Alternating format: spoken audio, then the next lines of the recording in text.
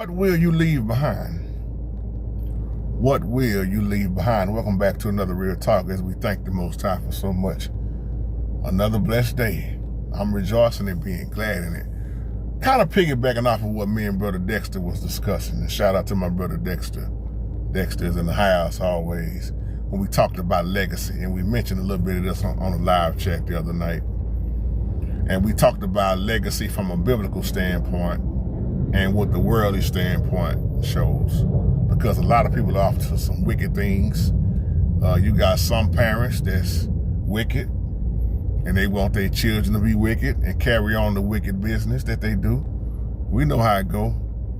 But I remember one time when I was in jail in Carrollton, Texas, behind some tickets on old Oldsmobile. And this guy, he was older. Of course, he was older than me. And he said, we was talking about life. He said, let me tell you something, youngster.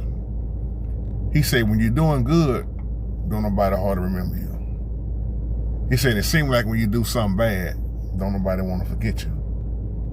And me and Dexter, we was just talking about how your reputation and a good man leave an inheritance to his children's children, you know, if you want to say legacy from a biblical standpoint. And I thought about when I leave here, the word. The best thing I have going is the word. All the money, you can have all the money, you can have all the material things and wealth, but if you don't have the word, if you don't have salvation, if you don't have the Father, if you don't have the Holy Spirit, if you don't have the Christ, if you don't have nothing. And that's why I try to teach especially my son, everything I know. I try to show him. See, the thing is, when I leave, I tell people, what would they remember me by? Because see, let's just keep it real. When folks die, you already have kinfolks arguing over stuff and you ain't even buried in the ground yet. You got kinfolks already putting claim on this, I'm taking that. You got kinfolks and loved ones fighting over things and you ain't even been lowered in the ground yet. Show you how much they really love you. The fight is on, you see it all the time.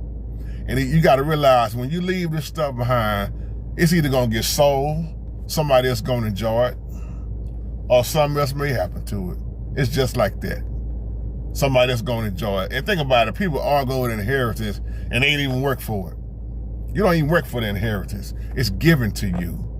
I see people fighting over the house, fighting over the vehicle that's barely running, fighting over equipment. I mean, fighting over everything. And then time go by, and more time go by. And you start having certain conversations. Oh man, I sure forgot about, yeah, man, you passed away how many years ago? They'll forget about you. But boy, remember when he was alive, oh boy, he was here when he was well. People will forget about you. My point is, look at all the people pleasers and the American dream chasers, if you call them, chasing dreams. What does it profit a man to gain the world and lose his soul once again? A lot of people dead and gone, they don't even remember them till some conversations, certain conversations come up, and then they be like, oh yeah, man, he sure was a good dude, man. Why? Because they went on with their life. Now, I'm not saying you just gonna totally forget about everybody that's your loved one. Now, that's why some people, they offer to ancestor worship. They don't never forget their ancestors and their close loved ones or familiar spirits.